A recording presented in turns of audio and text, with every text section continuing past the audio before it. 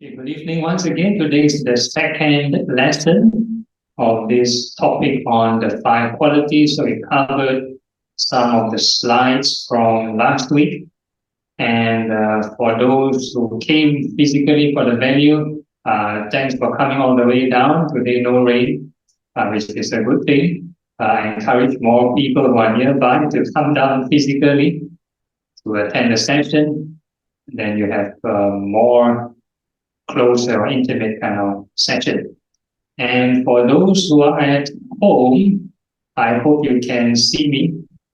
Today's session doesn't have an extra screen, so I need to keep turning to my back to look at the slide. I hope you don't mind.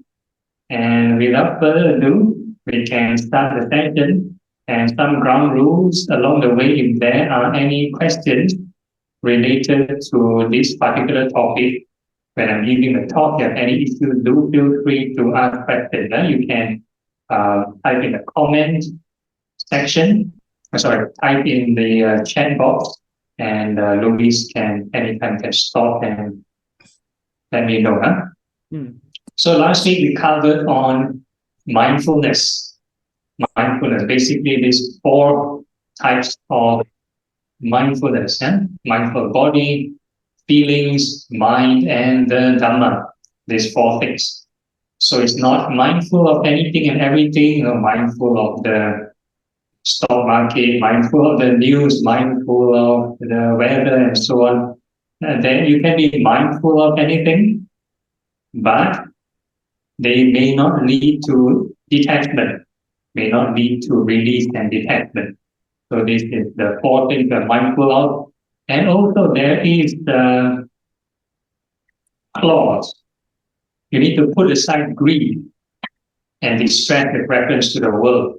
So whatever kind of mindfulness you're engaged in, if it doesn't reduce your greed, then that may not be the right kind of mindful practice. For example, mindful of the body. Any surgeon, any doctor can know the parts of the body very well. Any beautician, any model, any bodybuilder can be very mindful of the body. But that may not lead to detachment. It doesn't put aside greed. In fact, sometimes it may make a person more vain, become more vain, more vexed. And the sutta will be much later. So we cover like quality by quality. I'll cover the first quality in detail, the faith, followed by energy, then followed by mindfulness. So today is just like a rough description, the definition of this mindfulness, roughly. Okay, next slide.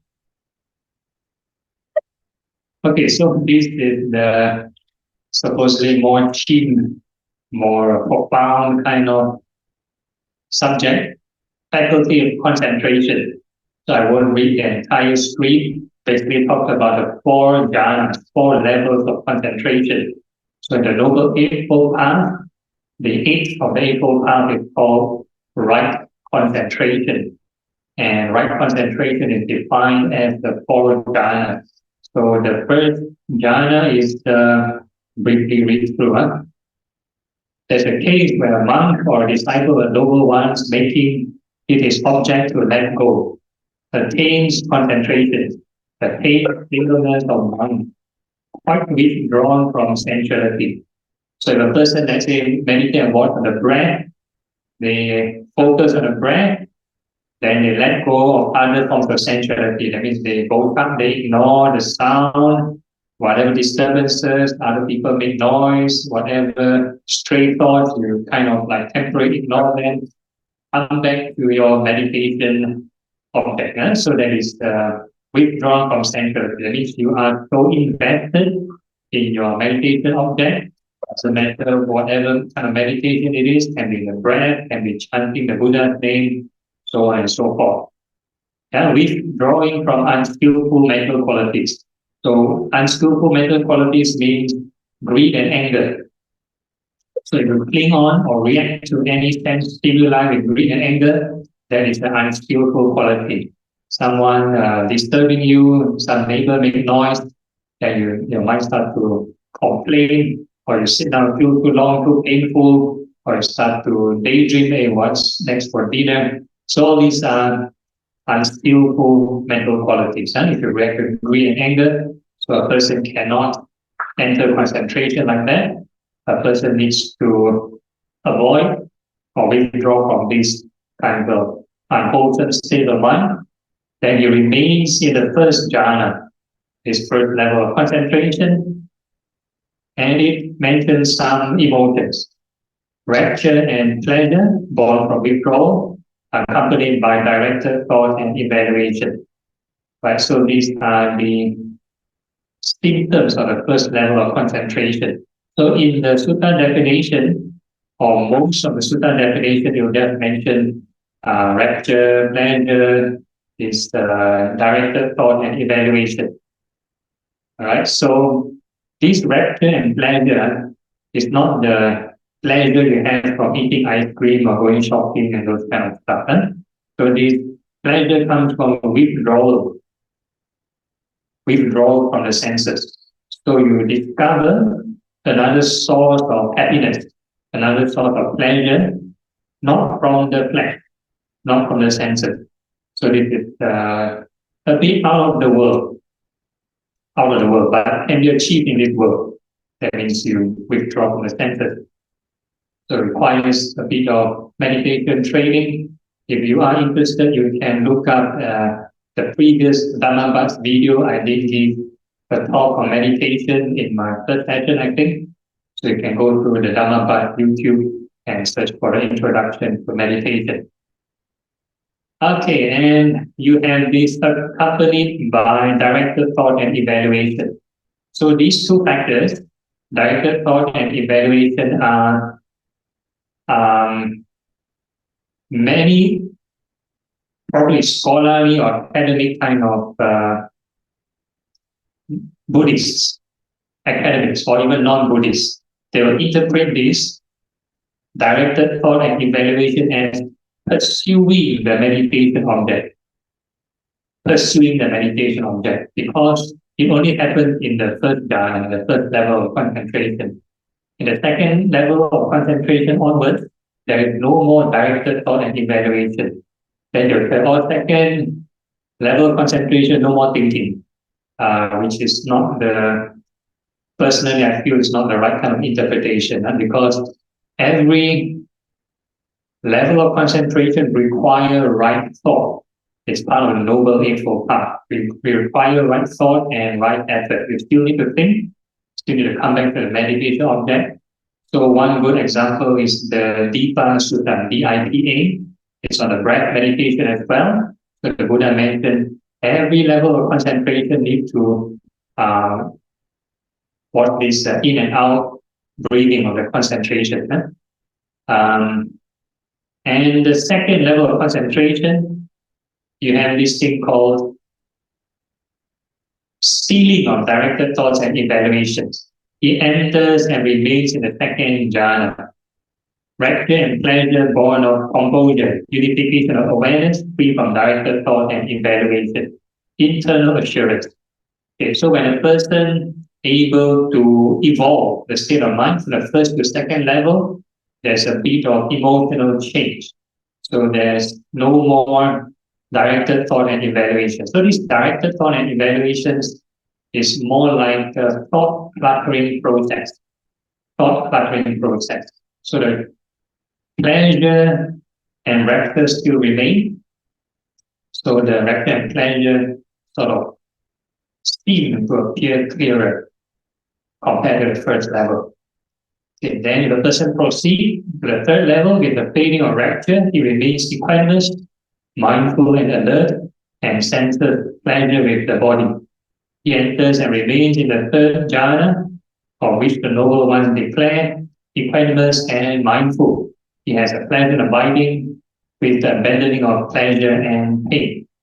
Okay, so in the third level, also again, a different set of emotions. A person will sort of discard this rapture, discard rapture, and experience this pleasure. So there's pleasure and equanimity, two kinds of emotions. And the fourth one, as with earlier disappearance of elation and distress, he entered and remained in the fourth jhana, purity of equanimity and mindfulness, neither pleasure nor pain. So in the fourth level of concentration, it's higher than the third, so there's no more pleasure. So it's just this emotion of equanimity. And equanimity is used to purify or strengthen mindfulness. Because we need a neutral and objective mind to do investigation. Because if the mind is sort of tainted with other emotions, then it's a bit to investigate. For example, a person investigates feelings. So feelings have pleasant feelings, unpleasant feelings, neutral feelings. So if a person is in a state of pleasure and rapture, it's a bit hard to observe these unpleasant feelings. A bit hard because constantly this pleasure and rapture is like constantly there, as long as the person remains mindful. Then it's a bit hard to observe the impermanence of these feelings. So a person needs to kind of experience this neutrality, and it's equanimity, and it's easier to observe impermanence of feelings. Okay, next. So this is a simplified version, not as wordy as the previous slide. It's more like a table summary, but also looks confusing. So I'll guide you through this table. So if you look through the first column on the left, you see this thing called fourfold, fivefold, then some Pali words, vitaka, vichara, piti, sukha, ekagata, upeka. So this is the first column. So I'll just let you know the fourfold talks about the four jhanas in the sutta, which we covered in the previous slide. And there's a new term called the fivefold. So the fivefold is probably a later kind of invention in the Third Buddhist Council, where the Abhidhamma Pitaka, the Abhidhamma sort of reciters compiled and categorized the jhanas into five-fold jhanas instead of four. So you have the five-fold jhana system, which nobody practices. So you can ignore the fivefold. So we're going to look at just the fourfold. So if we look at the rows, so the first row on top, you have fourfold in the first dash, second, third, fourth. So we mainly focus on that, those columns. And if you look at the fivefold, you have the first, second, third, fourth, fifth. We are basically going to ignore that. So we are going to ignore the fivefold column with the second on it. So the one with the 10 second, the sustained joy, happiness, one pointedness, we ignore that column because that is the invention of the Abhidhamma category. Okay, then we are just going to look at the sort of the second column, which is the first jhana. So it mentions application, sustainment, joy, happiness, one-pointedness. So in the first level of concentration, it has these factors. Applications, applied thought, sustained thought, joy, happiness, one-pointedness. So that is the a different translation. So earlier on, the sutta was translated by Anitaru. So it translates this joy and happiness as rapture and pleasure. So other translators use joy and happiness, which are more familiar. So we're going to use this term, joy and happiness. The Pali word is piti and sukha. Piti and sukha. They have these two terms, vitaka, vichara, which is applied thought and sustained thought. And you have this term called ekagata, means unification of mind, singleness of mind, one-pointedness. So interestingly, in most of the suttas, there is not much mention of this one-pointedness in the formula.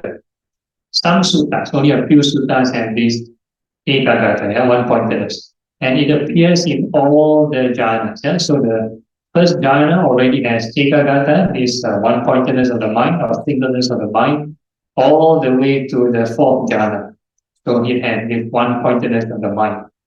So there are maybe some teachers, they will tell you only the fourth jhana have one-pointedness of the mind. So this is your own maybe mistake, or maybe your own personal interpretation. Huh? But in the suttas, or at least in the traditional kind of classification, all the jhanas have this one-pointedness, ekagata. Okay, then we look at the second jhana, so the one after the dash. Yeah? So you got a fourfold, the second jhana. So it cancels all the applied thought, sustained thought. You're just left with joy, happiness, one-pointedness. So this is the second jhana. And the third jhana has happiness, one-pointedness, and equanimity. And the fourth jhana, the last column, only has one-pointedness and equanimity. So that's the 4 levels of concentration. Again, this is meant to be experiential. If I explain to you in theory, it doesn't make any sense, which is rightly so, doesn't make sense, because this one has to go to experience. It's like a person trying to explain to you, what is, maybe try to explain to a child or toddler, what is puberty?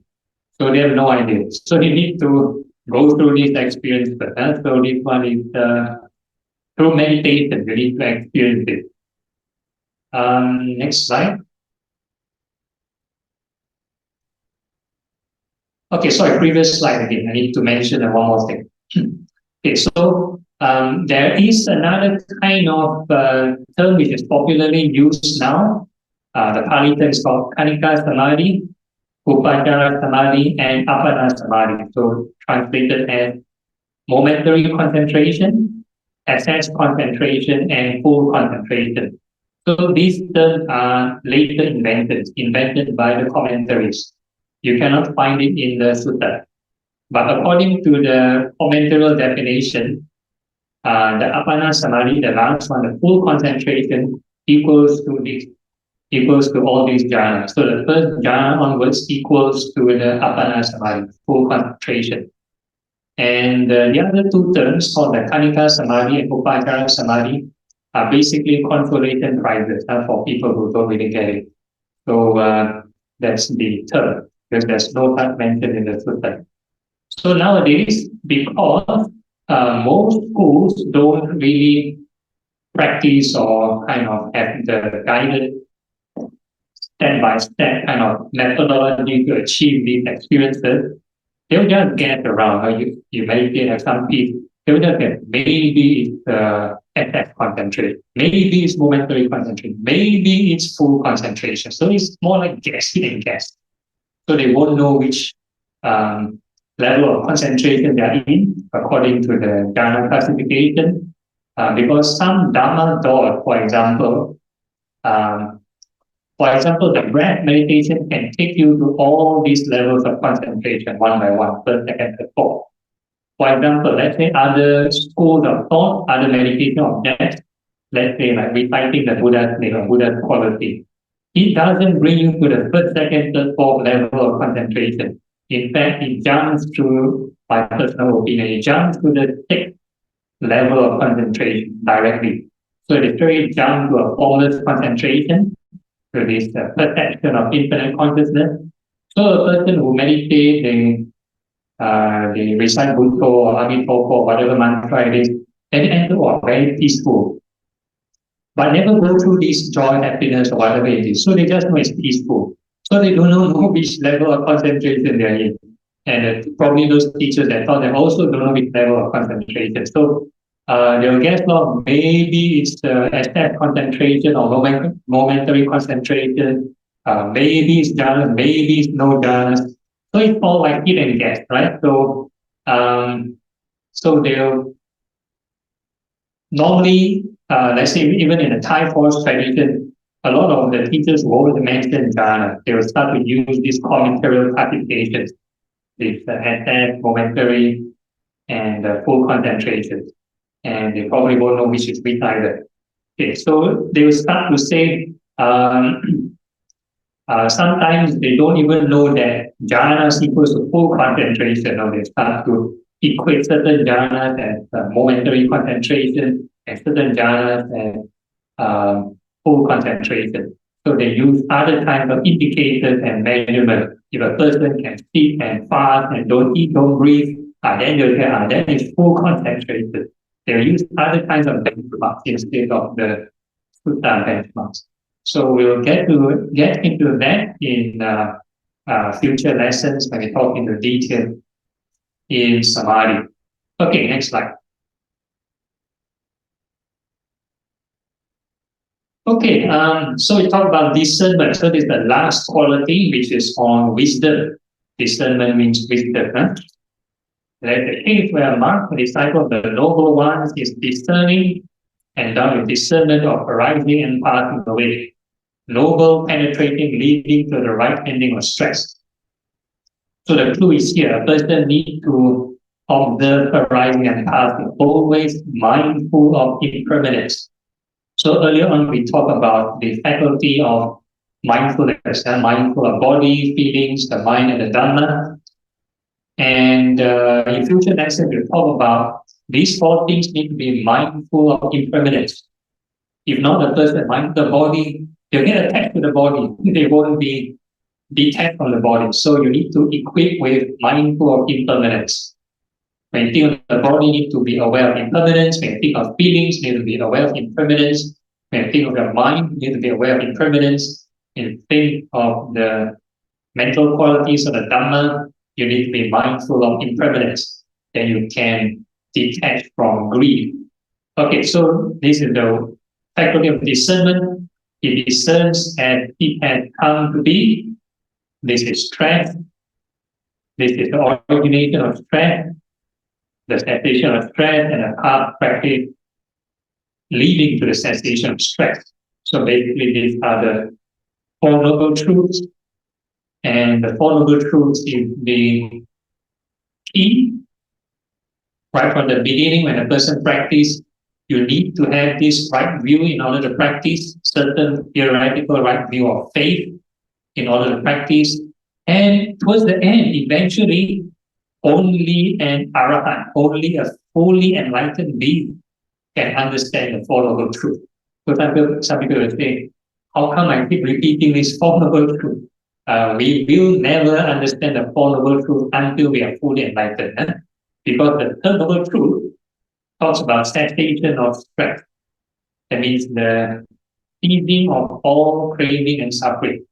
So only an enlightened being can fully see all craving and suffering.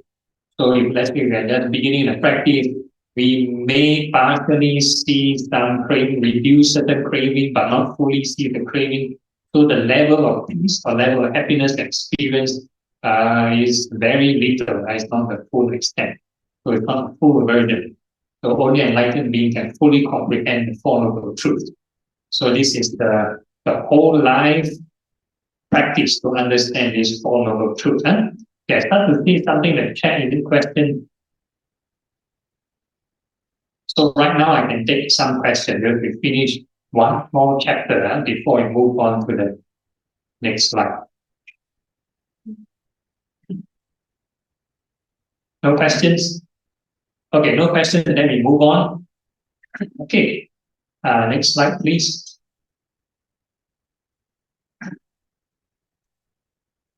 Okay, so they're talking about modes of practice. So how does these 5 faculties relate to your speed of achieving enlightenment? Speed of achieving any kind of realization in the Dhamma. So these are the 4 modes. Some people have strong faculties. Some people have weaker faculties.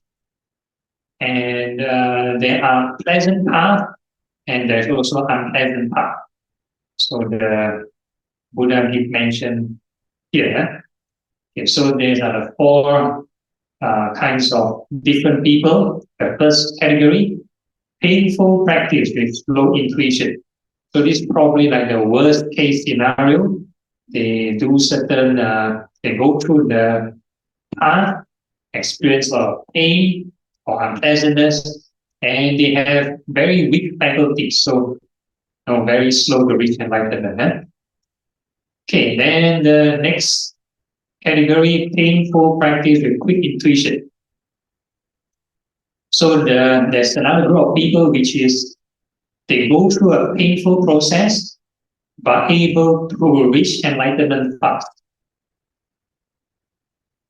But the journey is painful or unpleasant, but they can reach enlightenment quickly. So that's the second category.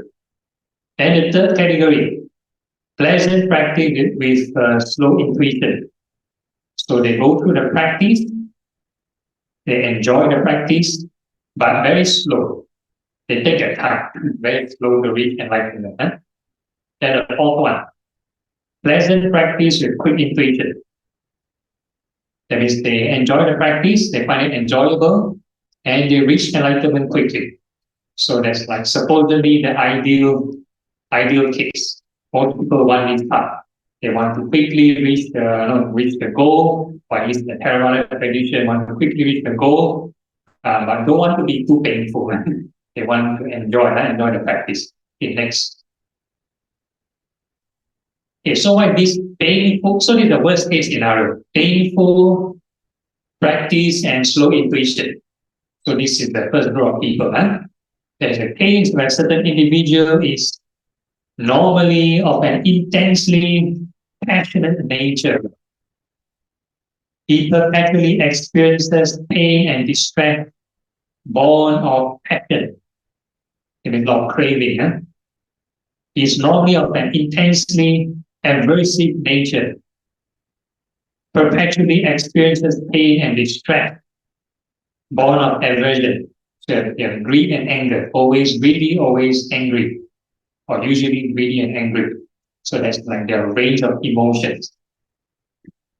He's normally of intensely deluded nature, perpetually experiences pain and distress born of delusion. So delusion means you believe in permanence. You like the status quo of things.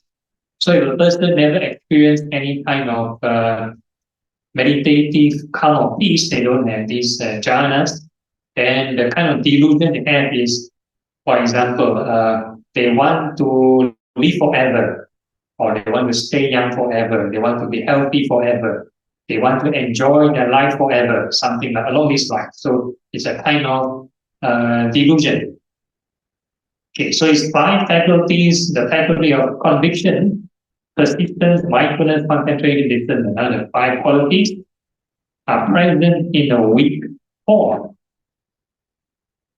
Because of their weakness, it attains only slowly the immediacy.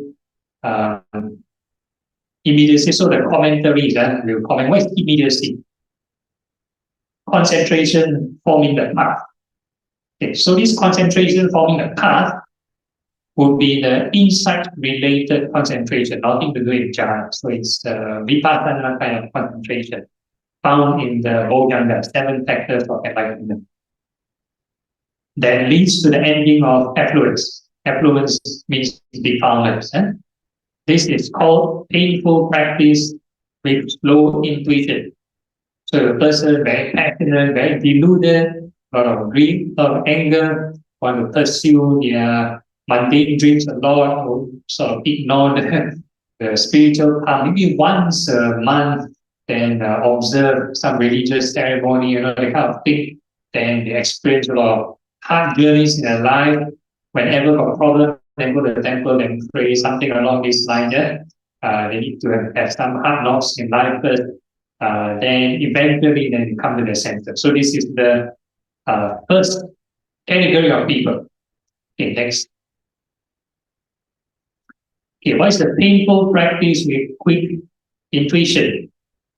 There's a case where a certain individual, normally of intensely passionate, aversive, deluded nature, same as the previous one, but actually experiences pain and distress born of this greed, hatred, delusion.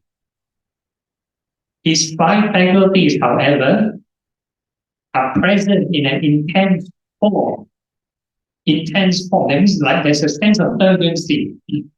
So instead of like maybe whenever got issues or once a month, once a year, they go to temple, you've got a sense of urgency. So the energy is there, lots of faith in the religion, go to Dhamma talk like almost every day or that kind of stuff. So the five faculties, that the urgency is there.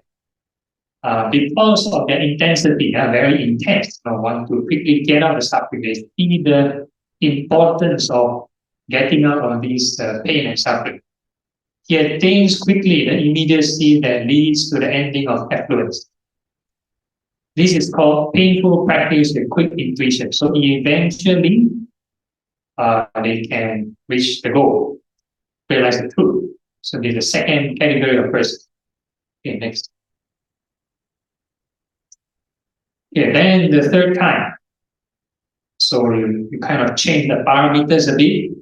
So the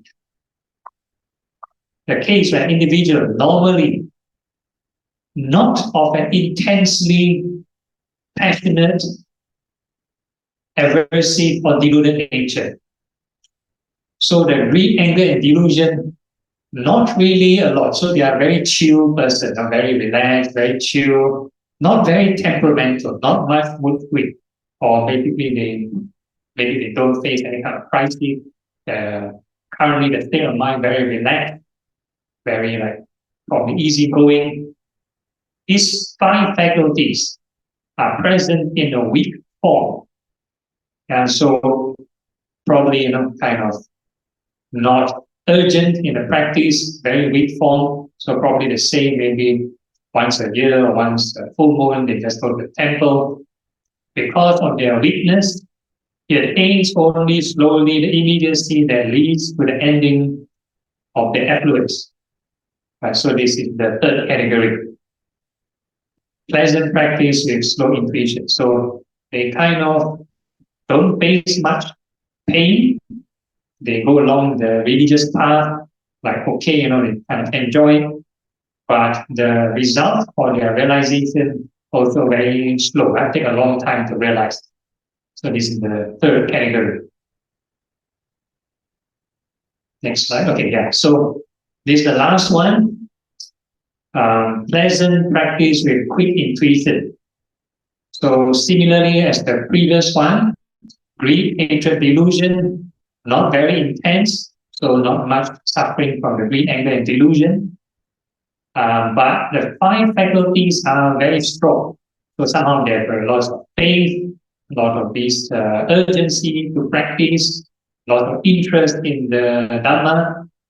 And because of this intensity, he quickly attains the immediacy that leads to the ending of affluence. So this is the fourth category. Pleasant practice with quick intuition. Pleasant practice with quick intuition. So this is like the ideal case. So probably never meet much crisis or suffering. The state of mind not in the suffering state, but probably their interest, lots of keen interest to want to pursue. Or maybe they have some kind of Dhamma already. So they think there's something worthy to investigate. So they kind of pursue a lot of interest, like full time, kind of pursuing. So that is the fourth category. So normally not many people in this category. For my case, mine is probably the first two category, face suffering and problem. You meet some crisis, then you want to practice the Dhamma. I'm not sure about you all. So everybody has a different path, different journey. So if you have the pleasant path, then good for you. Enjoy your practice. Okay, next. Okay, so now we are going to talk about the faith faculty in detail. So last week we talked about where does this faith faculty come from. So it comes from this teaching. These four factors of stream entry. Four factors of stream entry. So I'll briefly mention stream entry means a person realize the truth. So there are 4 levels of enlightenment. So first is stream entry, then the second level you have this once returner, the third level you have non-returner, and the fourth and the final level is the arahant. Yeah, so this stream entry is like partial enlightenment, partial. Then the once returner, you kind of get closer to enlightenment, non-returner closer, and eventually an arahant, fully enlightenment. So in order for a person to get a glimpse of the truth or experience the truth, the spiritual truth, these are the 4 factors. You need to have these 4. Okay, so now with what 4 factors of stream entry is the disciple of the noble ones endowed? So in many suttas, these 4 I mentioned, there are some other suttas may include other things. For example, some may include like dependent origination. Stream entry have to know dependent origination, which may be a bit excessive for today's class. So we just stick to the minimum requirement 4 things. And not just is repeated in many teachings, it's also mentioned in something like the final teaching in the last Buddha's sermon called the Maha Parinibbana Sutta, before the Buddha passed away. When the Buddha is getting old, the Buddha taught these 4 factors of stream entry. Why did he teach this? Because when the Buddha was still like healthy and still active, the disciple often approached the Buddha to to ask, okay, your certain so and so disciple passed away. Which realm did he go to? Or what kind of attainment did they have? Or did they become enlightened or not? So the Buddha somehow obliged. The Buddha will use his divine abilities to check, or this so and so person maybe attain stream entry or one returner or enlightenment. If they are not enlightened, what kind of birth are they in? Are they in heaven, in human, or in ghost, whatever? So the Buddha will oblige this kind of question. So when the Buddha is getting older, he doesn't want to do this anymore, because after he passed away, who to look for? Who to certify? So the Buddha mentioned, okay, in future, you can check oneself. You can check yourself. So he gave this teaching, he called this the mirror of the Dhamma. That means you self-reflect, check yourself. So these are the 4 checklists to know whether you hit the minimum criteria, whether you are a stream entry. So a person who reached the stream entry considered very safe, will not be reborn in the lower realms.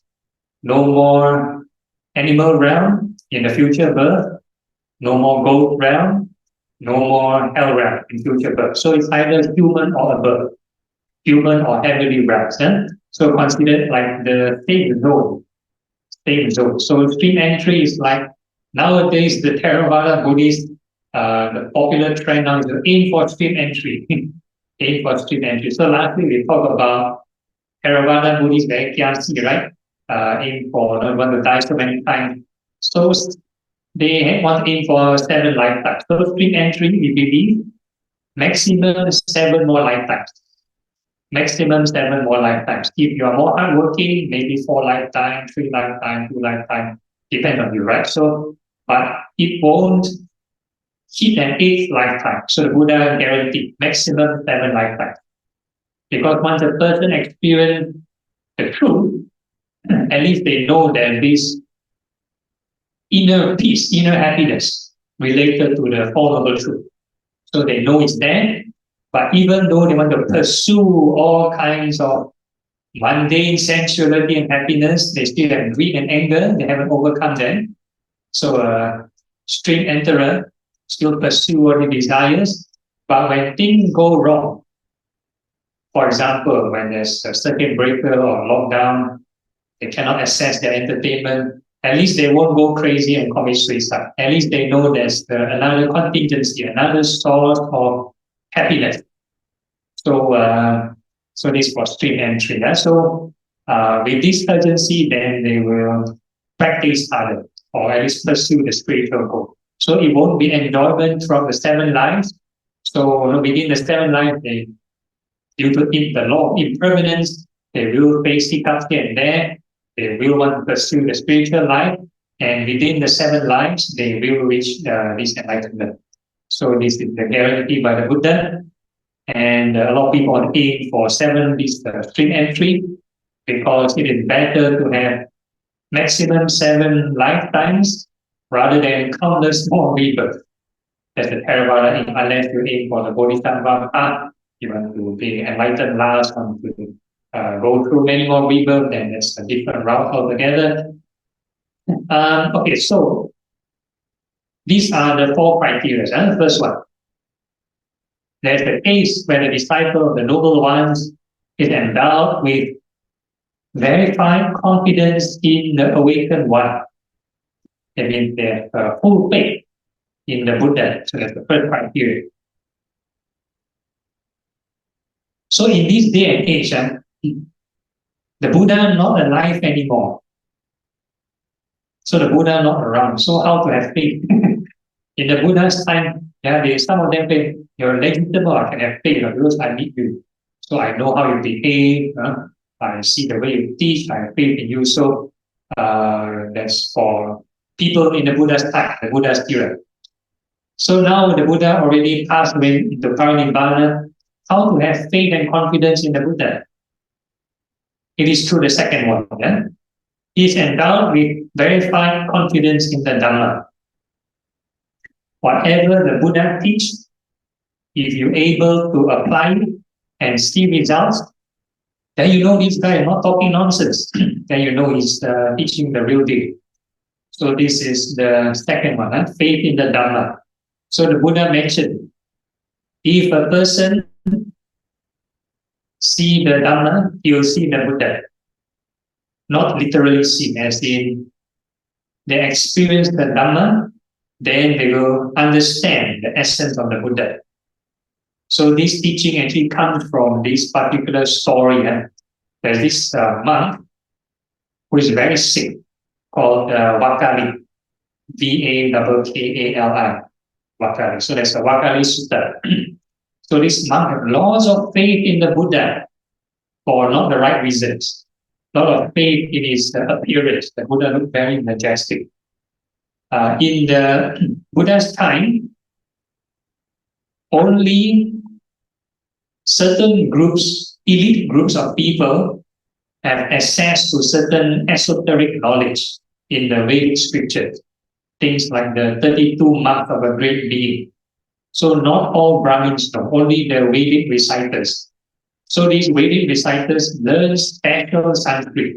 It's not normal, conventional spoken Sanskrit. So they learn special Sanskrit to memorize the Vedas, the Hindu Vedas. So these are very special elite groups of people. So the Buddhists also copy the same thing. So in the Thai tradition, for example, the Patimokkha reciters, the monks who sort of want to memorize the chant for the Vinaya rules, the monastic rules, they will learn a special kind of Pali that pronounced totally differently from your chanting. For example, you chant Buddhang Saranam Gacchami, then the Patimokkha reciters will pronounce Buddhang Saranam Gacchami. They'll pronounce something different. So the phonetics, the tone, and whatever is all different. There's a special Pali reserved for reciters. So it's like an elitist kind of group.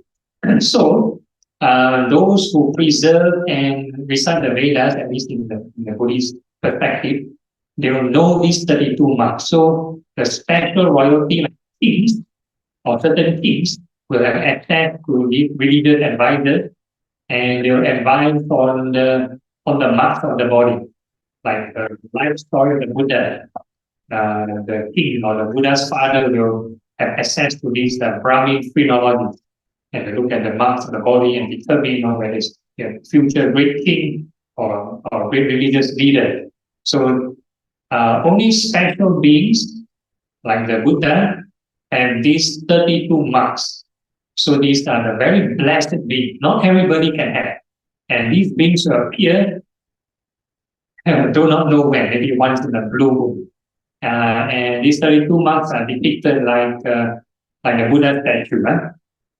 Again, the Buddha statue, artist impression, nobody knows how the Buddha looks like. So probably the Buddha, in his time, he forbid people to draw his image or carve his image because he don't want people out of blind faith, no, to have faith in him for all the wrong reasons. So he forbid his image to be drawn down or portrayed. So whatever statues you see is all artist impression. So some of the 32 months, like long ears or extra lump of flesh on his head, his hair curly to the right and stuff like that. So a lot of features are not very normal humanly. Things like 40 a set of 40 teeth. 40 teeth. Normal adult at 32 teeth, yes, 40 teeth and stuff like that. So very special. The skin is golden, bright and stuff like that. So the golden skin is already standing out from others. So stuff like that. Okay, so this venerable Vakali has faith in Buddha for all the wrong reasons, because the Buddha has this majestic kind of look. So this venerable Vakali is down with like a terminal illness. So he was resting in his room, he cannot get up, struggling to get up, and Buddha happened to come to his monastery, come to his room, and out of the monastic protocol, the student needs to pay respect to the teacher. So Venerable Vakali is struggling to get out of his bed, want to bow to the Buddha. And the Buddha stopped this Venerable Vakali. I said, okay, this is enough. Do not need to get up, and advise this Venerable Vakali to practice the Dhamma instead of blind faith or faith for wrong reasons. So the Buddha mentioned if a person practice the Dhamma, then you'll see the Buddha. So it's mentioned in this Vakali Sutta. So in the Mahayana tradition, they have this concept called the Dharma body, Dharmakaya. The concept, the Trikaya, Dharmakaya. So there's the form body, the physical body. Then there's another kind of body, the Sambhoga Kaya, the ideal body. And then there's a Dharma body. So it depends on interpretations. An ideal body would probably be the qualities or the virtues of the Buddha, and eventually the Dharmakaya, the truth, and the emptiness and stuff like that. So these are like the three bodies of the Buddha.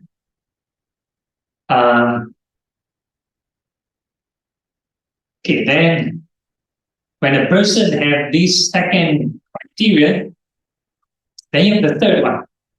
He's endowed with the verified confidence in the Sangha. So the Sangha is not just anybody that wears the robes. We'll cover this in detail, maybe later or future lessons.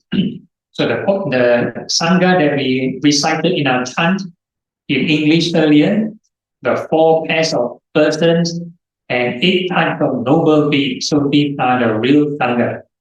So it can be a layperson, it can be a monastic.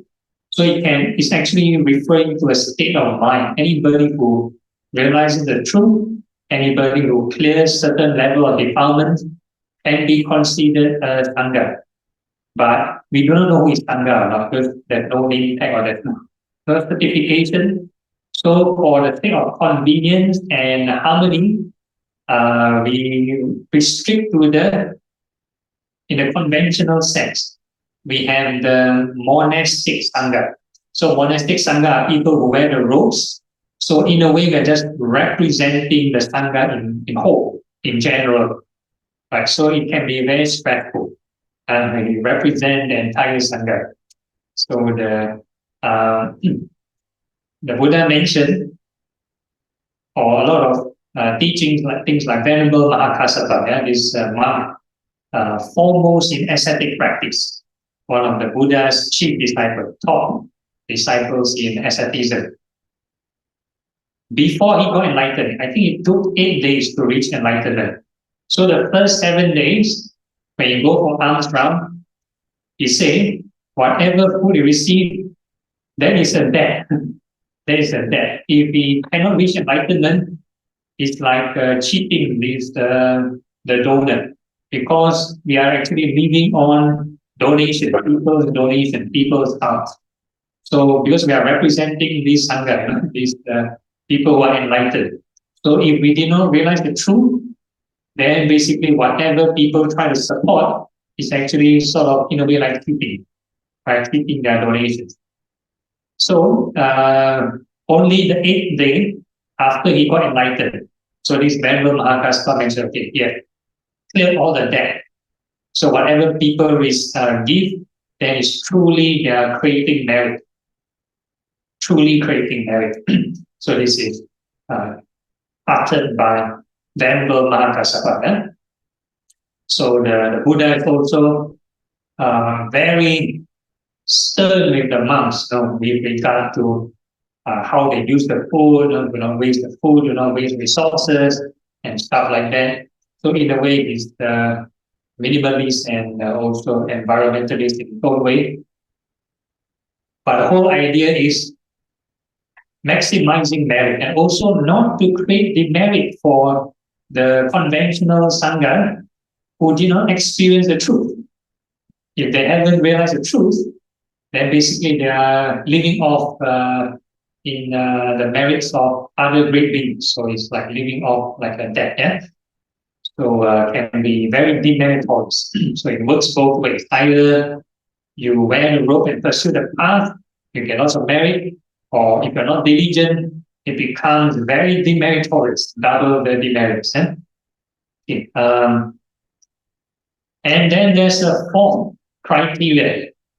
So I'll just read that. He's endowed with virtues that are appealing to the noble ones, untorn, unbroken, unspotted, unsplattered, liberating, praised by the wise, untarnished, leading to concentration. So the virtues are actually the moral ethics. Moral ethics. So in this case, these virtues are the 10 meritorious actions.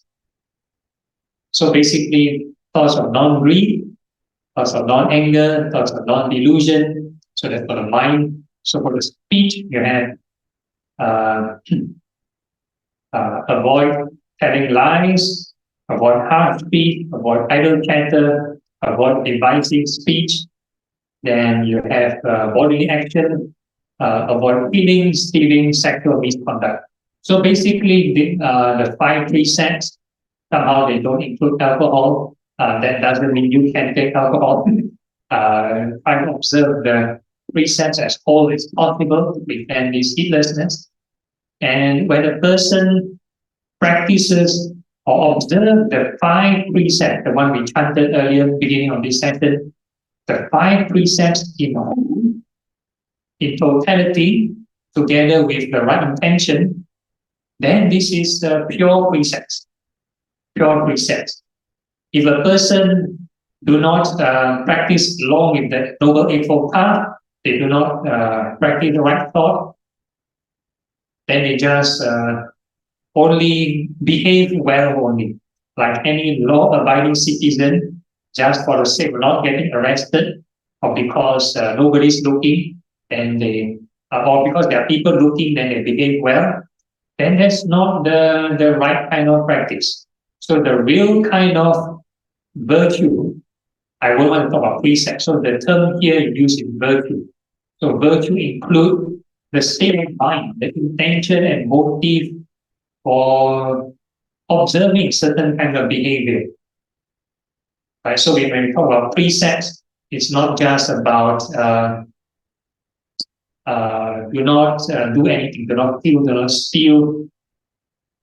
But the motive behind it, you do not kill because you want to overcome aversion.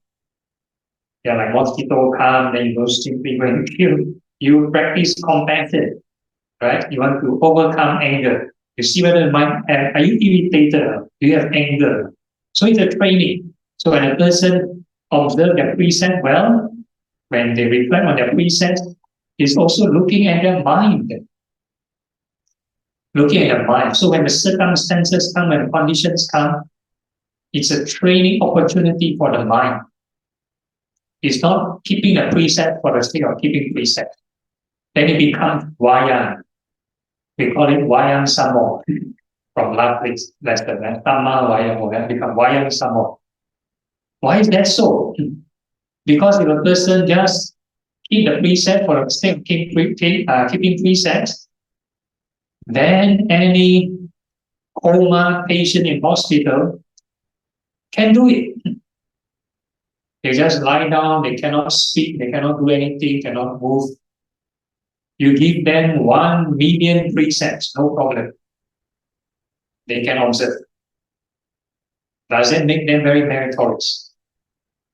So the real merit comes from when you are alive and well and kicking, you have the opportunity to meet these circumstances, then you use this precept to restrain the mind or understand this craving, reduce this craving. So that's the purpose of these virtues. So you need these 4 criteria, basically not breaking the precepts in order to qualify. So we talk about precept, there are a few criteria. So first criteria, you have motive or intention. Second, you have perception. Third, you have the object. And the 4th criteria is called, what is it called? 4th criteria is the action, the execution. And the 5th criteria, the result. Okay, so I give an example. How to truly break a precept. How to truly break a precept. For example, let's say I want to kill a snake, for example. Imagine this is a dark room. This is a dark room. And I perceive this might stand as a snake. This might stand as here. Because dark, I cannot see clearly. So by certain perception, I perceive it as a snake. So there's an intention to kill. There is the how do you call it? Perception that this is a snake. And then we call it, I take action. I take action to kill it. So I take a stick, I try to hit it or whatever. But then once the light is on or once I hit it, I realize it's not a stick. It's a mic stand. So I didn't break the precept. So even though I didn't break the precept, but in my mind, I know I have the motive to want to kill. Right? So this is a self-checklist. So you know yourself, the precept is not really pure yet. So you kind of break the motive, you break the perception part, you did the execution, but even though you didn't kill, right? So you didn't fully break the precept, but the precept is not really that pure, right? So it's mentioned here, you need to be unspotted, unbroken. It has to be, what do you call it? Untarnished. So the key word is unspotted. So it has to be reflecting on the state of mind also. Yeah? So this is like a checklist. And the next one, in order to fully break the precept, you need to fulfill all these 5 criteria. The intention to kill, the perception, you must know this is a being, a living being. And the third object is actual living being, is not an inanimate object. And then you take action to kill. And then object really dies, the living being really dies. So that is really breaking the precept of killing, right? So the methodology, same with ordering someone to kill, is the same. So if a person don't take action themselves, let's say they go, the common example is like a live seafood restaurant. You ask the chef to kill for you this fresh live seafood. You order from the menu, you know it's live. So that also considers like cooking. Or the many instances in scripture talks about hiring an assassin, so that also counts. Same with stealing. If a person wants to steal something, they must know the object is valuable. Then they carry out the act of stealing or order someone to steal, and eventually the object is stolen. Then that is considered fully breaking the precept of stealing. Right? So there is in Chinese there are these two terms, 破戒跟犯戒. So the English term will be either breaking the precept or transgressing the precept. So breaking means you fulfill all the 5 criteria, and it's called breaking the precept. Transgress means like what we mentioned in the first case study, you assume this is a living object, you want to kill it, but it never died, or it's not a living object. So it's called transgression. It's not really kill. Right? So the monastics, in our new and full moon days, we have to confess all the rules, all the precepts, intentionally or unintentionally. Some places they even confess month to month every day, because every moment we sure have some kind of thought that transgress the precept.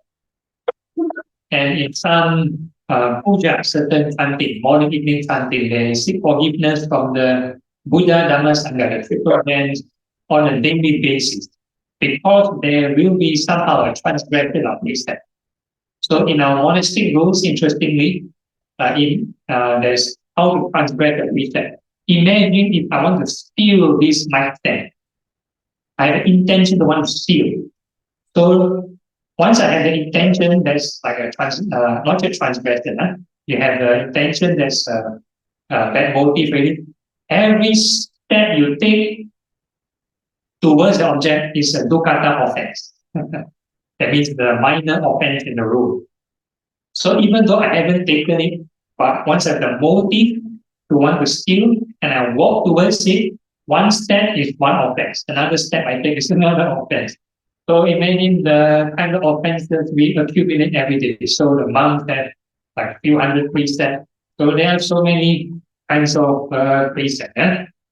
So that's for the monastic part of the dukkata offense. So for the layperson, it's about these 5 criteria. The motive, the perception of the object. The third one, actual object. Is it really the object that you perceive or not? Then the fourth one, execution. And the fifth one is the whether is it completed, the act. Okay, so that is the to check your state of mind. So this is your checklist, mirror of the Dhamma. So nowadays, some people can even like issue certificate or a badge to prove whether you're straight entry or not. So that is very external. Internally, your own conscience, this is the real checklist. And this is the real checklist, the 4 criteria laid down by the Buddha. Okay, next. So you covered this in last week already, and we've also chanted in the or recited in the opening the 9 qualities of the Buddha. 9 qualities of the Buddha. So I don't want to go through because last week we covered already. So next slide. So the next slide we have these 6 qualities of the Dhamma. 6 qualities of the Dhamma. So the first one, it is excellent. That means the teachings of the Buddha is complete. So the Buddha won't like give a sermon and say, this is suffering. And then he leave you alone and don't give the complete teaching. Don't give you the method to overcome suffering. Right? There's some people have a stereotype or there's like a misconception that Buddhism are very pessimistic one. Always talk about just suffering and suffering and suffering. Actually, no, Buddhism is very realistic. They identify the problem, they talk about suffering, then they give the solution, how to overcome the suffering in the Four Noble Truths.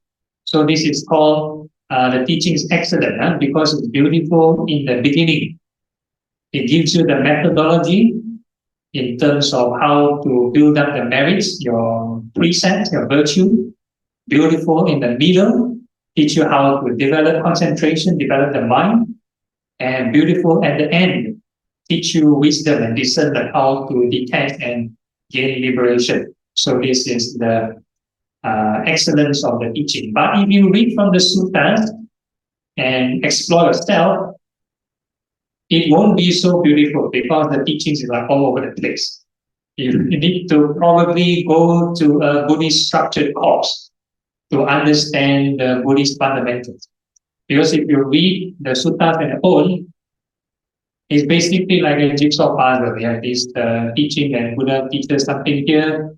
Then when he gives another sermon to another group of audience, then it will be a total different context. He gives a different kind of teaching to suit that particular audience. Then it's like here and there. So you'll be very confused. So you probably need to go through a proper structured Buddhist course to kind of appreciate the totality of Buddhism, in theory at least. So this is the excellence of the teachings. And the second quality, to be seen here and now. To be seen here and now. So the Dhamma that leads to having faith in the Buddha are the teachings that you can apply and see. It's not just whatever the Buddha promised, then you cannot see it just by faith only. Yeah, I believe a certain thing, then no result. So that won't qualify in this quality. Yeah? So things like, let's say you practice meditation, let's say earlier on we talk about the concentration. If you really practice under the proper guidance, then you experience certain results, certain peace, you lead to certain faith. Or let's say I ask you to wish all beings well and happy. So that itself is a certain Dhamma law. It leads you a certain emotion, a certain state of mind. So that itself is the immediate result. Compared to versus just wishing your own self well, wishing for your own success. So like New Year, a lot of people like to go to the temple and pray, right? Pray, wish themselves well, wish their family, immediate friends and family successful. So you get a certain emotion. Versus you wish all beings well, wish all beings successful, which is the middle way kind of teaching. You get a different emotion, different state of mind. So we are talking about boundless love, boundless compassion, boundless appreciative joy, right? So that is the here and now teaching. You can see for yourself the difference in the emotion. Or versus you get angry. What kind of emotion, what kind of stress or pain you can experience here and now. So all these are teachings that you can experience here and now. Yeah? So number 3, timeless. So some people will say, Buddhism now not so applicable. In the Buddha's time, 2,500 years ago, not much distraction. Not much distraction. So people can practice the Dhamma easier. You know? More people can reach enlightenment or whatever not. So nowadays, that's quite impossible. Or in future, even worse. Actually, no. The Dhamma is timeless. Because in every era, whatever generation it may be, past, present, or future, all of us will still have the 5 clinging aggregates. All of us have greed, hatred, delusion. So this is universal. So as long as there's suffering, there will be a path leading to the end of suffering. So the Dhamma will still be applicable Whether you want to follow it or not that is a different case. So if more people do not follow it, then it's called Dharma degeneration age. Yeah? If more people practice and follow the teachings, then it's Dharma increasing, Dharma prosperity. Okay, fourth one, inviting one to investigate. So whatever is being taught right now, you are encouraged to investigate, to try yourself or do your own research, find out whether is it true, be putting into practice or Google or whatever it is, fact checking. Yeah, fact checking. So ultimately, there is an experiential level. So Buddhism has three levels of learning the Dhamma. You have the theory, study, and the second level is the practice, and the third level is to realize, to experience. Study, practice, realize.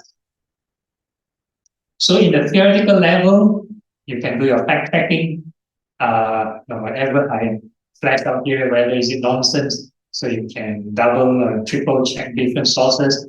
And so it's inviting one to investigate. So in the Buddha's time also the same thing. Whatever he teach, he don't encourage people to blindly believe what he said.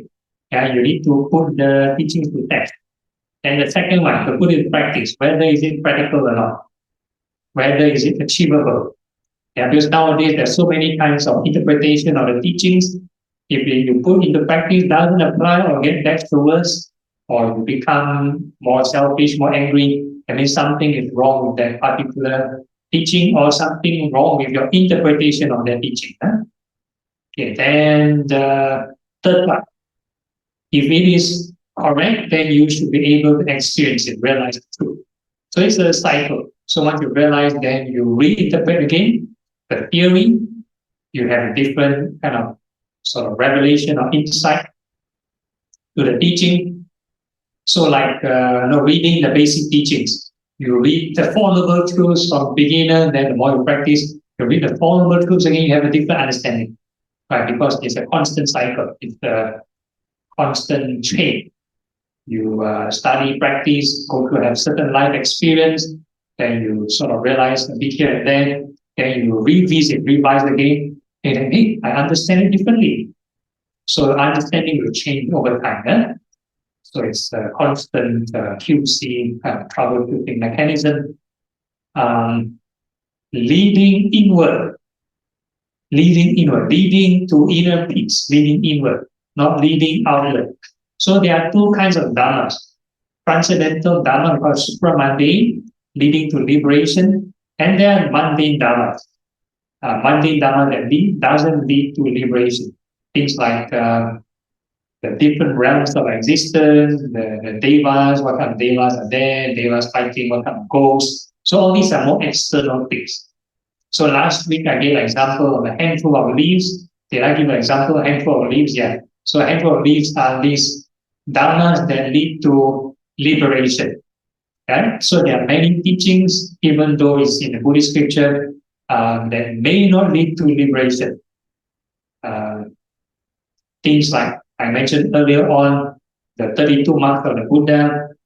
It's good to know these are like mundane knowledges, but not necessary. It doesn't lead to liberation.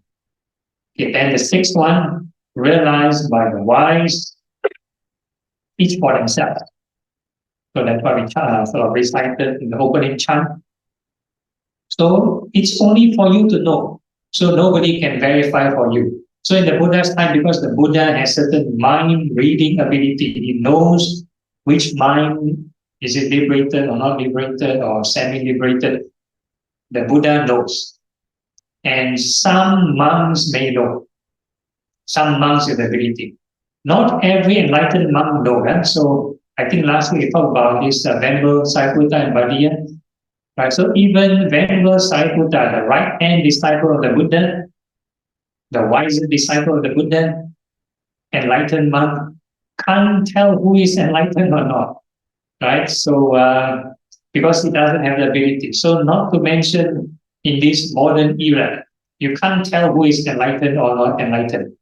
So the best is to do your own self-checklist be truthful to your own conscience. So that's the only way to be realized by the wise, each for themselves. Right? In the end, it's not to prove to anybody. It's you and your own death.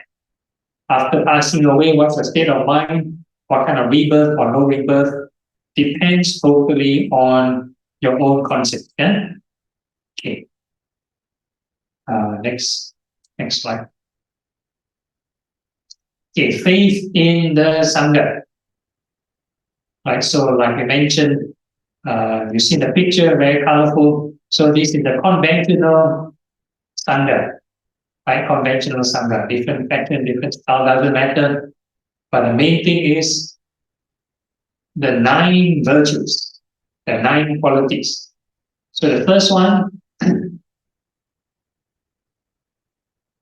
the Sangha has to be practicing well. That means the Noble Eightfold Path and the virtues, the precepts, and they need to practice it well. The concentration and the wisdom part, they must know the practice. And the 2 is a straightforward path. So it's an honest, straightforward practice in the Noble Eightfold Path, only to achieve the goal, no shortcut, no cheating.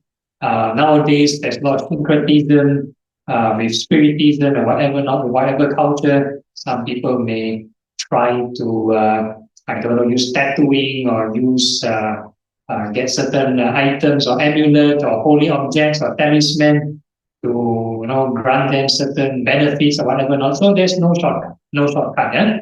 So all these are called mundane benefits. Mundane benefits. So the real straightforward path is the Noble Eightfold Path. There's no external kind of object to grant us kind of boost or excess benefit. Okay, and the third one, where practice methodically.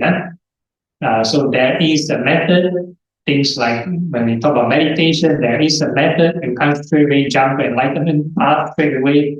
You cannot straight away. I want to do the first step, clear ignorance, no practice. So there is a method how to calm the mind, what kind of methodology. So I will go through that in detail.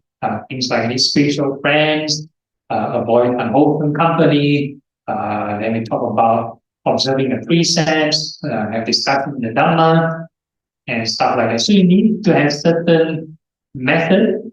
There is a method to achieve certain kind of merits or karmas of the mind before talking about formal meditation. So there is a method, not to jump into, okay, for total beginners, jump to a retreat, or to jump to isolation of the self and go to the forest. So you know what lockdown and circuit breaker happen, right? So those who are full of desires, they lock down and they go crazy or they do a lot of funny things, foolish things. So this is what happens if a person doesn't have a methodology. They straight away jump to seclusion, jump to retreat, and they cannot take it. Okay, then fourth, where practice masterfully. Yeah, so again, this is the actual Sangha, not just conventional Sangha. May consist of conventional Sangha, can be a lay or monastic Sangha, as long as they actualize the truth. Okay, so these are the 4 pairs and the 8 individuals. So this is what we chanted. So I'll go through them again in later detail. I'll show a chart. So people who have realized the truth are worthy of gifts, worthy of hospitality, worthy of offerings, worthy of respect. So whichever devotees that render service or help or offerings, then they'll gain multiplication of merits. Have I mentioned the example of Velama? The example of Velama? Not yet, okay. So there's this example that the Buddha gave. In the Buddha's past life, he was a rich merchant called Velama, V-E-L-A-M-A, Velama. So this Velama want to practice this Bodhisattva path. So he want to practice generosity. So he kind of donated a lot of his wealth to normal, mundane beggar. So this particular beggar is not a saint, he's not a stream enterer, he's not a practitioner. Basically, he's a normal person, but he's a beggar. So this Vedana offered cards of gold, cards of silver, lots of clothing, lots of food, fine food, and stuff like that to this particular individual. So the Buddha, after he got enlightened, he gave this example.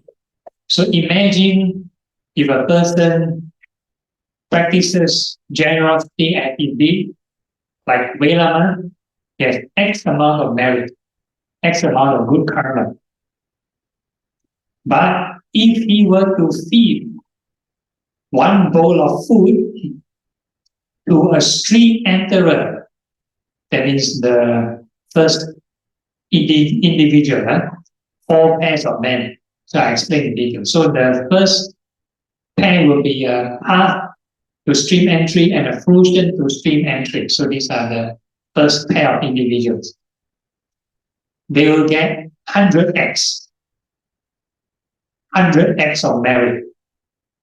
So an ordinary person, you give lots of items, you get X merit, but giving one bowl of food, feeding a stream enterer, will give you 100x of merit. And if you give a bowl of food to a once returner, that means one level above the stream enterer, you get 100 times of 100x, 100 times of this stream enterer. And if you feed one bowl of food to a non-returner, it'll be 100 times more than the one returner. And if you feed an arahant, a fully enlightened being, it's 100 times more than a non-returner.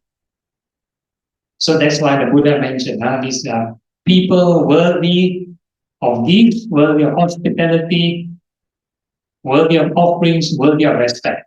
So if you show respect, then this will lead to future influence in future. So you want to have respect and influence in future, then if the person respect the Sangha or respect anybody worthy of respect, they will gain the karma and the merits, the right conditions in future for this influence, to be influential or to be born in a higher social class, a higher status. So this is for respect.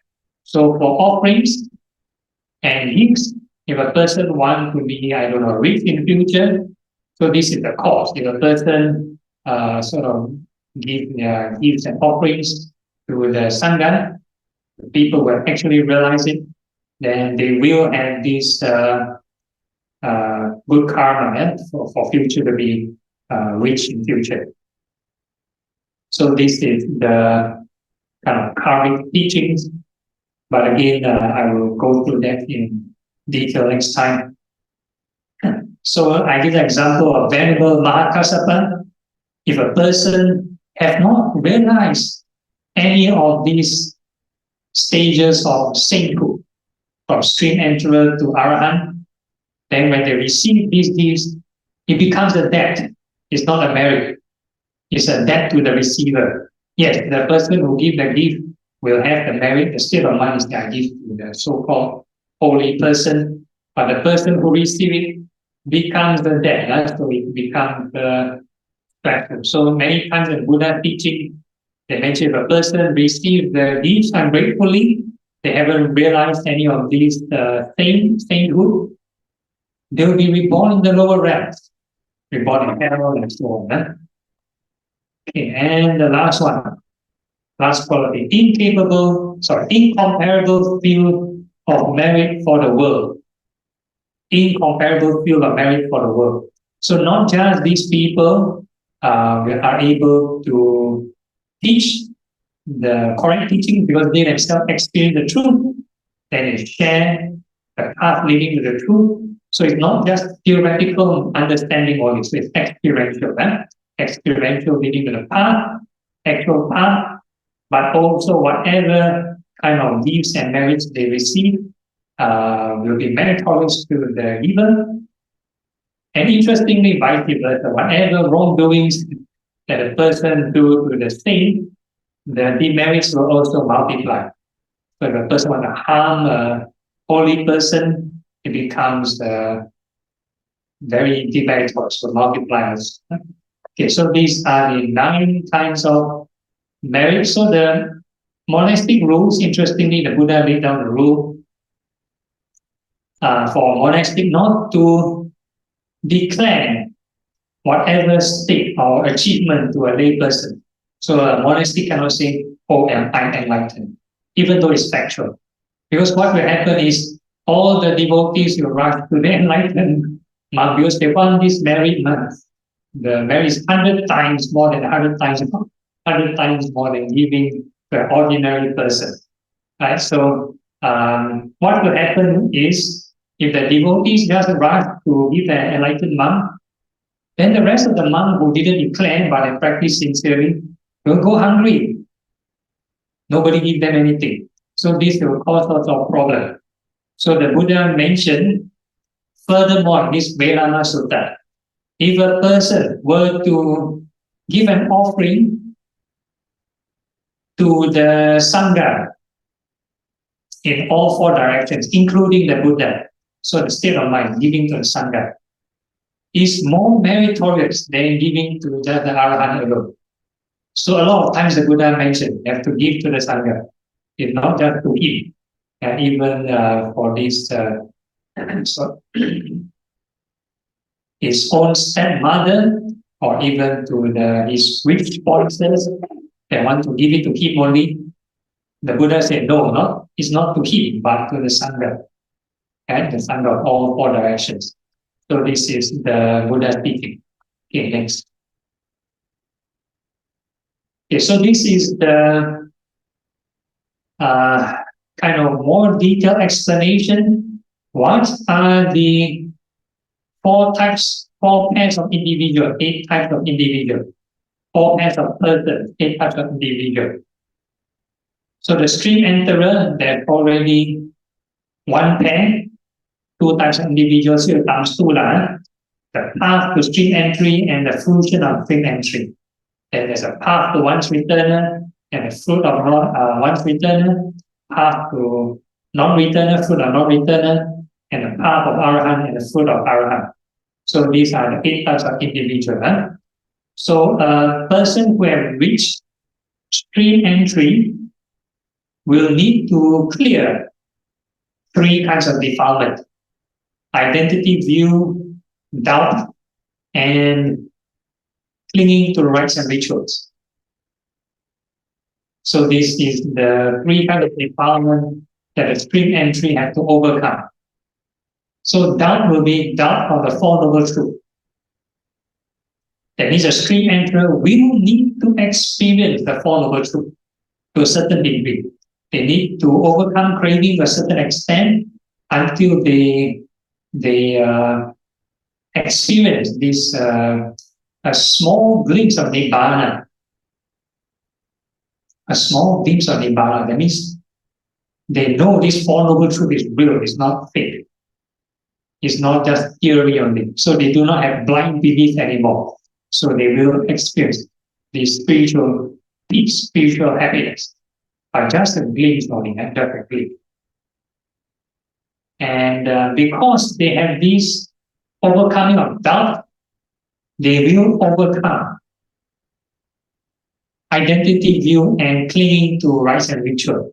That means they will not fully depend on this identity, view, and the ritual associated with it for happiness. For example, if let's say I am a soccer fan, so that's my identity. I associate myself as a soccer fan. So that's my identity. And then this soccer fan, for example, will have certain rituals.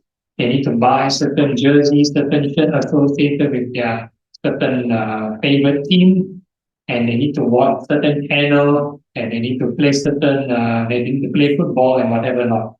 So they need to watch certain channels. So that's their ritual.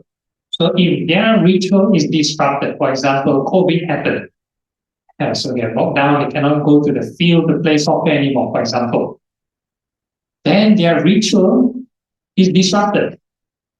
Their ritual is disrupted. So they will get very affected. They will be very unhappy. They fully depend on this ritual for happiness. But because the ritual is disrupted, they cannot take it. So they will go crazy in the mind. Right? So this is one example. So you can use any example, any kind of individual, any kind of identity. You can associate yourself as a Buddhist. So a Buddhist can cling on to certain rituals as well. So if your rituals are affected, you have no longer this flexibility. You're not flexible. You fully depend on this ritual for happiness. So for whatever circumstances, your timetable is affected, your ritual is affected, then you cling, right? You cling onto this ritual, then it becomes a problem for you. But if a person truly sees the Dhamma, they become more flexible. Not in a bad way. There are people who don't realize the truth. They're very flexible, very loose. Then you need to see for yourself whether your greed and anger increase or decrease. If your defilement increase, you're very flexible, right? Many things you can. Don't go to the temple at all. Don't practice at all. Very flexible. Don't do chanting, don't do meditation, don't do anything, right? So this is 100% flexibility. So you have to see for yourself. Okay, we call this the lower factors. So if they overcome this lower factor, we look at the last column. So the benefits is 7 more rebirth, like I mentioned earlier. So this is the benefits of sort of achieving this one sort of stream enterer. So the Pali word is Sotapanna. Sotapanna. So we call this a stream enterer. Okay, so the next one, called once returner, the Pali word is Sakadagami. Sakadagami. So that's a Pali word. So they also need to clear these 3 factors, plus they need to reduce greed and anger to a certain degree. Haven't fully overcome greed and anger, but need to overcome greed and anger to a certain degree. So very hard to measure, right? So it's probably only after death and they will know. So the benefits is 1 more rebirth. 1 more rebirth. So that's why it's called once return. 1 more rebirth. So that's why the mirror of the Dhamma, the 4 criteria, is like the minimal benchmark. You won't know whether you become a stream enterer or become a once returner, but minimum you must observe these 4 criteria, right? Faith in Buddha, Dhamma, Sangha, and virtues. Okay, then the next one, non-returner. So non-returner is quite close to an enlightened being. So non-returner in the Pali is called Anagami. Anagami, that's the Pali word. So non-returner will need to overcome greed and anger. So the mind has overcome greed and anger. So that's the ideal case. Overcome greed and anger. Very close to enlightenment really. Okay, but they still have to overcome certain kind of delusion. So the benefit is 1 more birth in a pure abode. 1 more birth in a pure abode. So if you Google these images, 31 realms of existence, you will probably see a chart, 31 realms. So this is kind of depiction of the Buddhist cosmology. So there is a certain special realm called the pure abodes in the 4th jhana realm. So a person cannot achieve non-returner with 4th jhana alone. They need to overcome greed and anger to be reborn in this special place, a special heaven, or the pure abodes. So the pure abodes is also not equivalent to pure land. Pure land in the Mahayana Buddhism, there are many pure land, right? Amitabha, pure land, stuff like that. You need to overcome greed and anger first. right? Whereas in the Pure Land, if I'm not wrong, you probably need to have maybe a faith in the Amitabha Buddha. You need to probably recite his name to a certain degree, and therefore you can be entitled to, or sort of have the criteria to be reborn in the Pure Land. So it's different, Pure Land and Pure Abode. Whereas Pure Abode, you need to overcome greed and anger. So it's a very demanding kind of task. You need to overcome greed and anger. So faith alone is not enough. You need to overcome greed and anger. Okay, then the Arahant, the last one. Arahant is this so-called ideal case for the Theravada Buddhism. Will overcome 5 more things. Material, clinging to material birth, clinging to immaterial birth, conceit, restlessness, and ignorance. So total, these are the 10 defilements or the 10 fetters. So the material and immaterial birth are the form and formless jhanas, form and formless concentrations. How come the enlightened being won't cling? This anagami, right? Non-returner, they don't have greed and anger. But they still cling, may cling to the form and formless concentration. So only an enlightened being, an arahant, will unlock a new kind of samadhi, a new kind of mind. We call it a luminous mind, or call it pure mind, whatever mind we call it. So there is a new mind that gives them a certain peace that is beyond the jhanas. So earlier we talked about right concentration, the 4 jhanas, there's the pleasure, the rapture, the equanimity, and so on. So there is a higher kind of samadhi, higher kind of peace compared to the jhana. So it requires an enlightened mind to achieve it, a state of this emptiness or whatever we call it. So only an enlightened mind can unlock or achieve this state, then it will overcome all these 5 kind of defilements. So conceit will be ego, the sense of conceit of I am. So according to the suttas, is the sense of I, conceit, I am, so mentioned in several suttas. Different from personality view. So identity view is also there's the I am a Buddhist, I am Chinese, I am a Singaporean. And so you have an identity. Whereas the conceit deals with the source, I am. So I am, for example, when I break down a sentence, I am a Buddhist. So the identity view will take the whole sentence. I am a Buddhist. You take the identity also. Whereas the conceit will deal with the thought, the sense of I. Why do you feel you are you? So that's the conceit we're dealing with, the sense of self.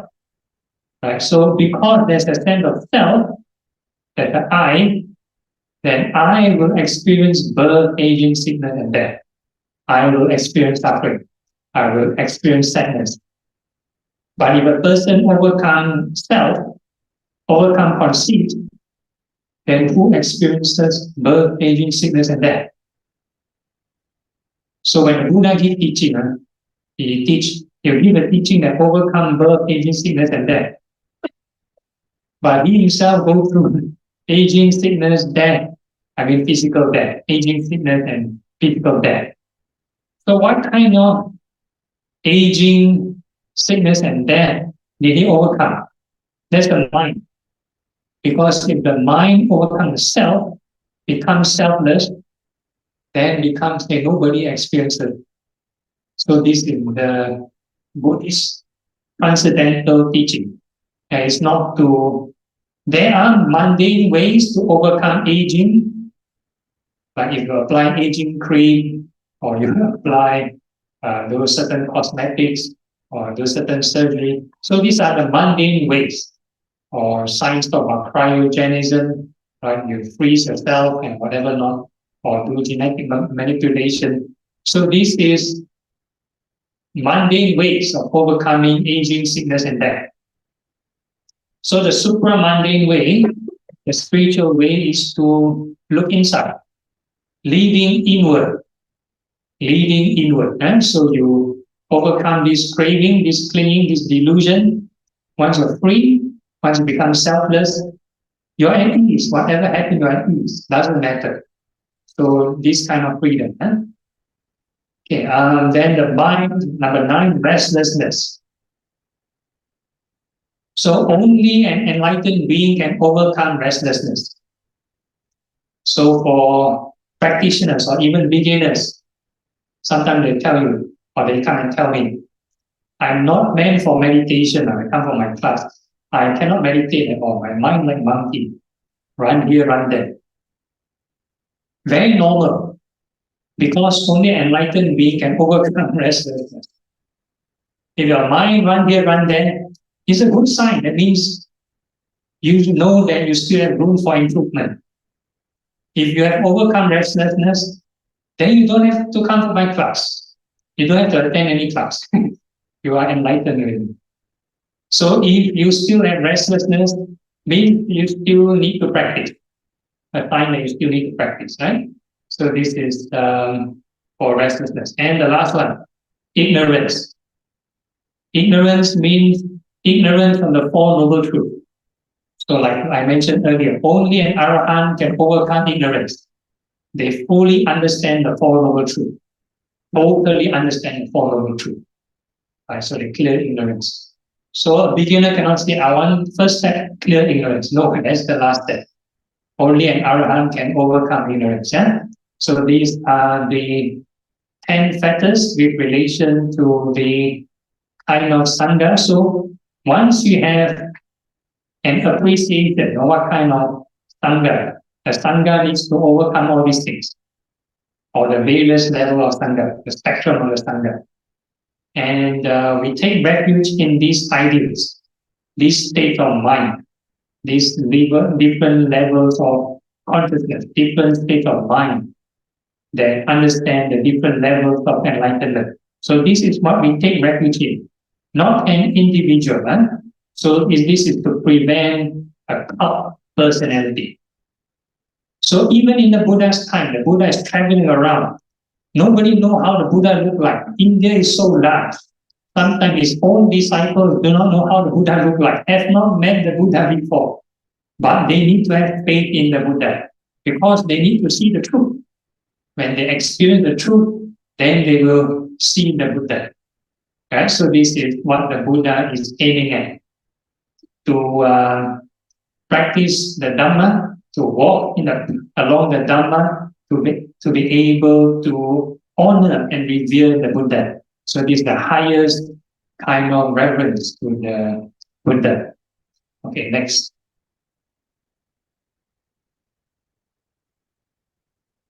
Okay, I'm going to open the floor to Q&A. 10 more minutes. Any questions at the moment?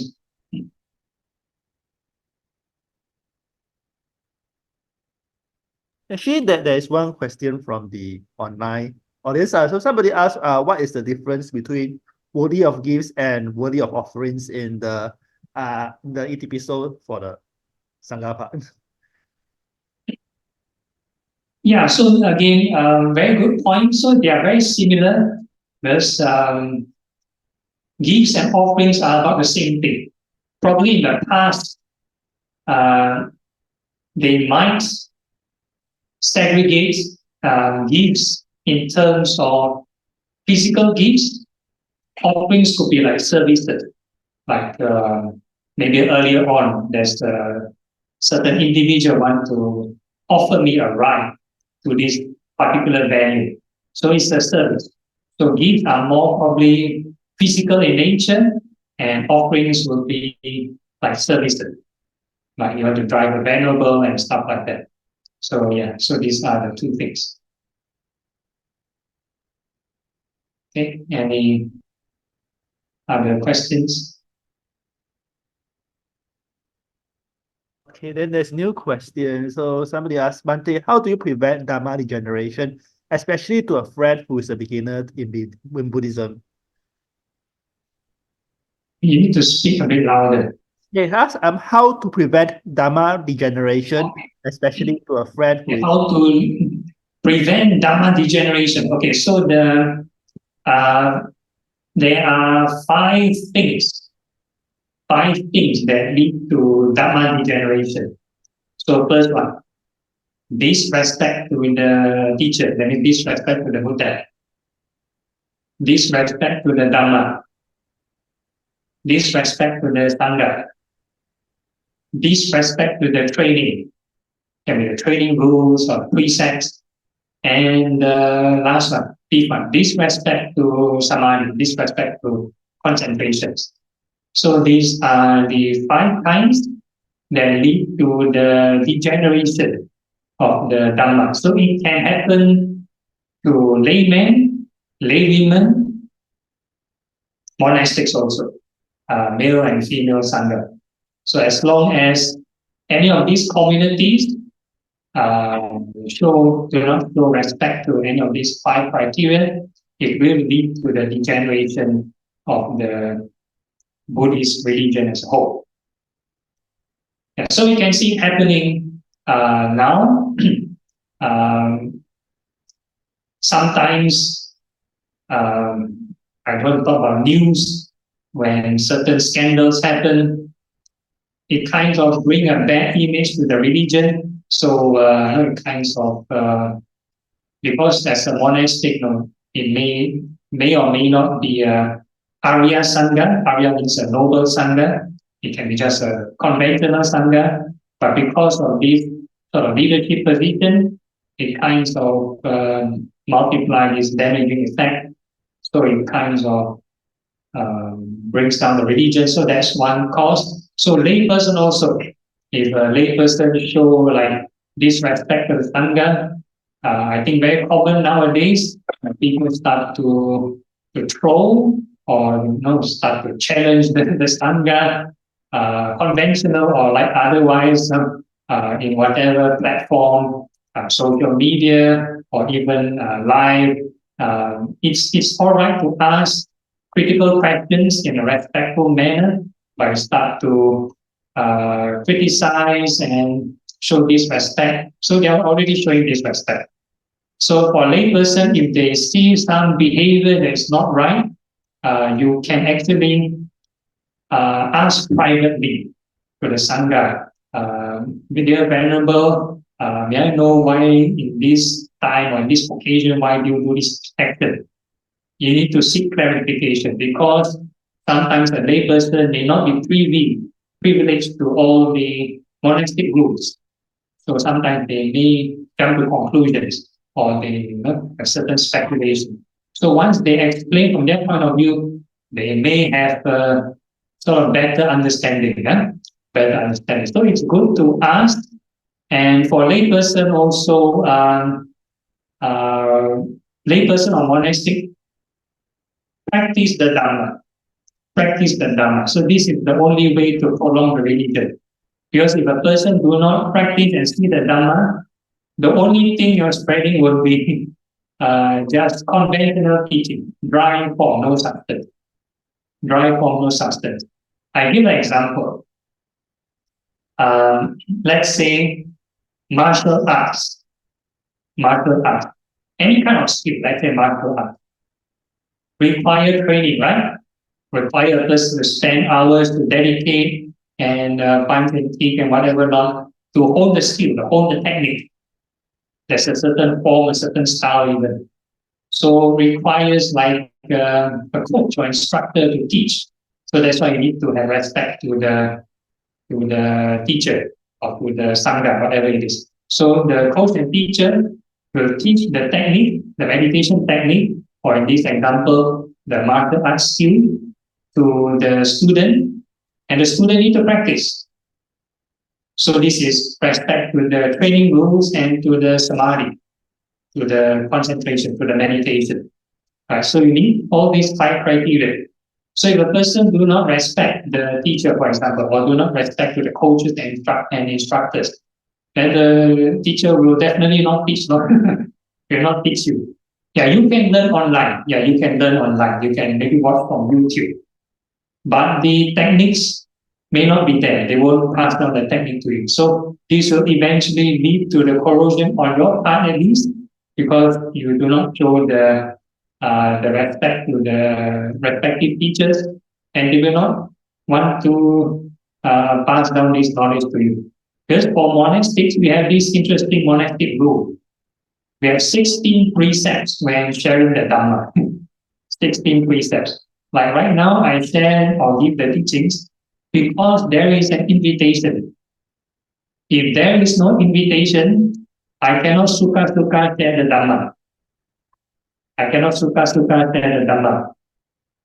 Why? Because if let's say I go to a person who is not ready, who doesn't request, who has no curiosity, there's no demand to learn, and for example, I just woke up at a coffee shop and tell any stranger, you must believe in the triple gem.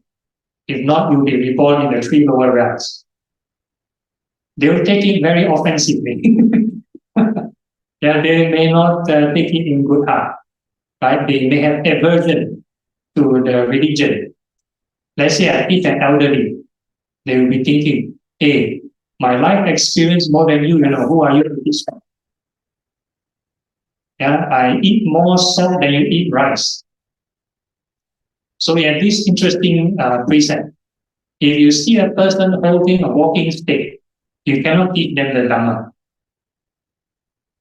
So referring to it, they're more elderly than you. Or things like, if they are holding a weapon, you cannot teach them the Dhamma. That means if they are hostile, if they are aggressive, if they show disrespect, you cannot teach them. If they just want to challenge you, they want to debate, want to challenge you. Sorry, okay, no interest. You cannot teach them. Because they'll treat your words as a challenge, then they won't take the instruction. So do not waste the time, right? So that's another rule.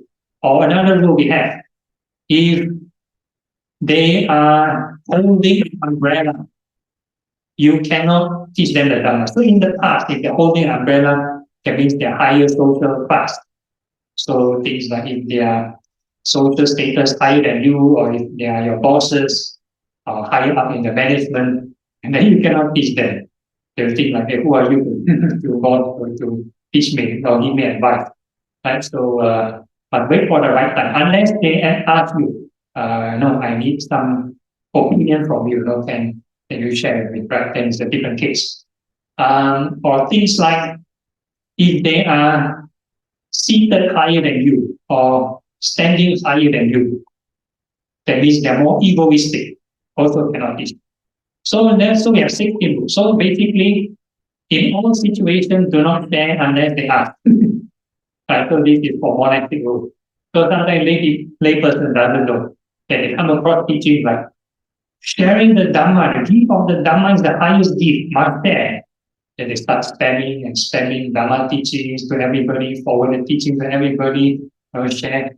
Then sometimes the person never subscribe to the channel, or they just like random friends, they keep on receiving your teaching without requesting from you, and to them very spammy, then becomes reverse psychology, becomes how do you call it? Becomes an aversion towards the Dhamma. And in future, next time they receive the teaching, they're thinking like, hey, I hear it before, and treat it like rubbish. Have you ever received pamphlets, like any product that you do not want? What do you do with the pamphlet? You throw it away, right?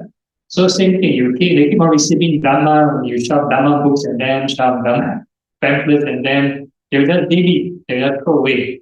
Or you send Dhamma messages to them, they'll just delete.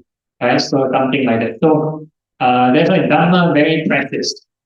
Dhamma very precious. So nowadays, or maybe in the past, Dhamma books can be like, when it first started off, like very precious, right? Then nowadays, the overprinting, it becomes too much. Then people you see starting this book, especially my temple, unused, unwanted books down in my temple. Too many books already. Because nowadays, people going to the digital age, people can just download or read online. So you don't need Dhamma books anymore. And nowadays, probably the teaching online, I give YouTube teaching, they don't want to come physical venue anymore, right? So physical venue can slowly start to I don't know, maybe close down or whatever. So become harmful to the Dhamma, because the real practice eventually boils down to the instruction, meditation instruction. So requires teacher to student kind of guidance or troubleshooting. Right? And it's not just simply like general kind of public talk. Public talk, you cannot address a lot of nitty gritty issues you face. And yeah, so that's about it. Okay, hopefully I answered the question. Okay. Is there time for more questions? There's two more questions, so I'll read the first one. So, first one says, "Hi Bante, for lay people who violated any of the 5 precepts, how can we make the offense spotless again?" Can Shanti show the chat question also? Okay, can you read one more time? Okay, for lay I- people who violated any of the 5 precepts, how can we make the offense spotless again? Thank you. Okay, so if a person transgress or break the precepts as a lay person, you can seek forgiveness. If let's say you wrong another party, the best is if the other party is wrong, apologize. Sincerely apologize, make sure they forgive. I find the right time to apologize, seek forgiveness from them, or ask for forgiveness. So make sure it's a win-win situation, no more enmity. So that's the first case. If the other party is not around, let's say you kill the animal or you kill the being, how to seek forgiveness, right? So you need to seek forgiveness from them, dedicate marriage, seek forgiveness from the triple gems. And if let's say you have officially taken the precept from any teacher or any monastic, go to the monastic and sort of renew the precept, not ask how to retake the precept or ask for forgiveness. So every tradition or every teacher have their own way of renewing the precept. Some people just go to the ceremony again, some just say chant again, some say chant on your own. Right? So different teachers have different kind of ways of settling the issues. So go to your teacher, you will do it. The whole idea is to clear your conscience. So that's the purpose of doing all those rituals. And the next question. Yeah, Bante, I'll read the last one. I think we can still take one more. Hi, Bante, may I know what about a lay person wanting to share what we have learned about the Dhamma with others? Example, via social media or in person. Do we also share only if asked? Any rules that we should take notes of? Thank you. Yeah, so if let's say it's already like a platform, right? It's meant to share events, by all means, share events or share teachings. If it's a platform specifically for it, and the people who join it means they want to learn. Like you come to this platform means you want to learn. Nobody point a gun to your head to ask you to join. So that's fine. Right? You can share whatever you want. I can share whatever I want. But if let's say it's a total random stranger, if they never ask, then you just sort of lead by example. Lead by example. So you share the teaching by your exemplary behavior. So if your practice can transform you, make you more inspiring to others, they naturally want to know, want to find out why it's so calm, why it's so peaceful, how you overcome these difficulties and stuff like that. No, then definitely you can share. Yeah.